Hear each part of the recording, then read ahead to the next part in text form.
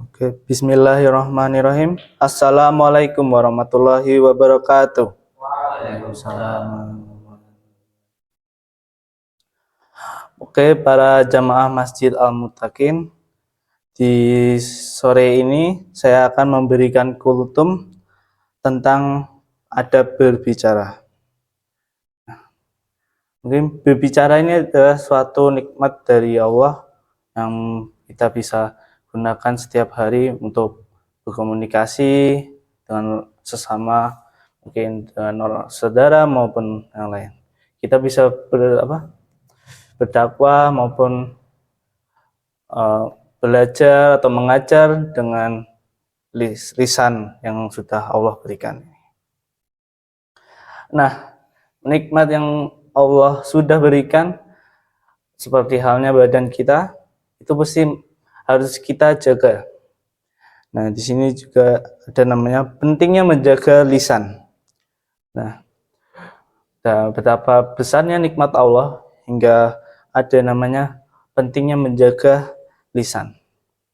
Di sini ada risalah sederhana yang berisikan penjelasan mengenai bahayanya lisan. Nah, lisan yang sudah Allah berikan seperti nikmat dan lain-lainnya, itu patut kita jaga sebaik-baiknya. Kita gunakan untuk berkata baik dan tidak berkata kotor yang lain seperti yang lainnya, dan tidak berkata buruk seperti yang lainnya. Nah, sehingga berhati-hatilah dengan lisan, jangan sampai digunakan untuk mencemooh, mengejek orang lain, apalagi ditujukan pada seorang muslim yang ingin menjalankan ajaran Islam, seperti murid, siswa, santri, dan lain-lainnya yang belajar agama Islam. Nah, itu betapa bahayanya, pentingnya untuk menjaga lisan kita. Ya. Nah, jadi di suatu kondisi ada namanya itu diam itu emas. Bukan yang dimaksud diam ketika kita ditanya oleh guru atau teman, kita hanya diam. Tidak. Yang dimaksud diam itu emas di sini adalah diam dari membicarakan orang lain, atau diam dari membicarakan sia-sia, atau berbicara kotor, atau berbau maksiat.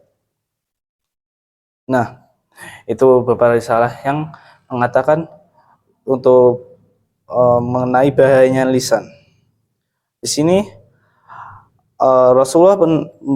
hadis Rasulullah SAW yang memberikan peringatan yang lisan itu bisa menjerumuskan orang ke jurang kebinasaan. Hadis Rasulullah SAW ketika berbicara dengan Mu'adz bin Jabal radhiyallahu anhu, ala uhbiruka bimalaki dalika kulli, qultu bala ya nabiyullah, qala fahada bilisanihi, qala kufi alaika hada, faqultu ya nabiyullah innala mu'adzuna bima natakallamu bihi, faqala sakilatka umuka ya Mu'adz wa hal yaqubu nas finnar ala wujuhihim aw ala manahirihim illa itu al-sinatihim.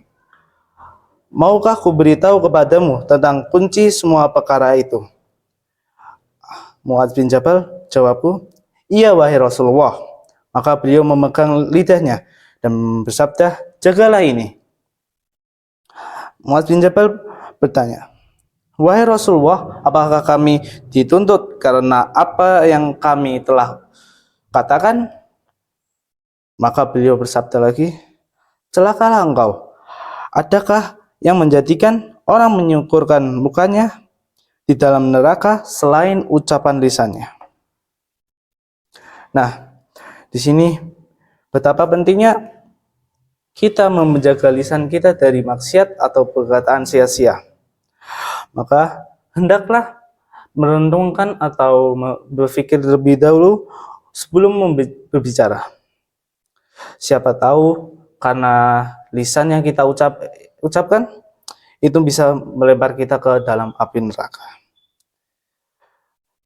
Dari Abu Hurairah radhiyallahu anhu, Rasulullah SAW juga berkata, bersabda, "Inna rajulun la yatakallamu bi kalimati la yara biha ba'san yahwi biha sab'ina harifan finnar."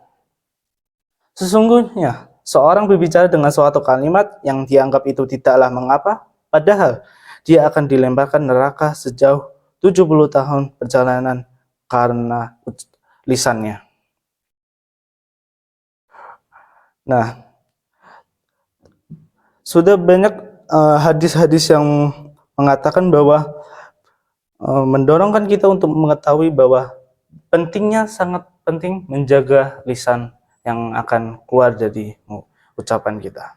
Dan itu betapa pentingnya juga untuk memikirkannya sebelum mengucapkan apa yang kita ingin katakan, dan lebih baik kita berbicara yang baik-baik saja.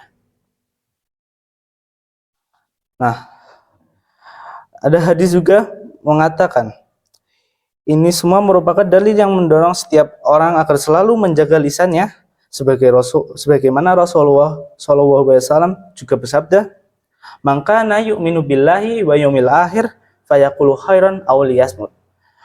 Barang siapa yang beriman kepada Allah dan hari akhir, hendaklah dia berbicara baik atau dia diam. Mungkin hanya ini yang bisa saya sampaikan. Kurang lebihnya mohon maaf, dan semua yang saya berikan semoga bisa menjadi pengingat bagi kita semua untuk selalu menjaga lisannya. Wassalamualaikum warahmatullahi wabarakatuh. Waalaikumsalam warahmatullahi wabarakatuh.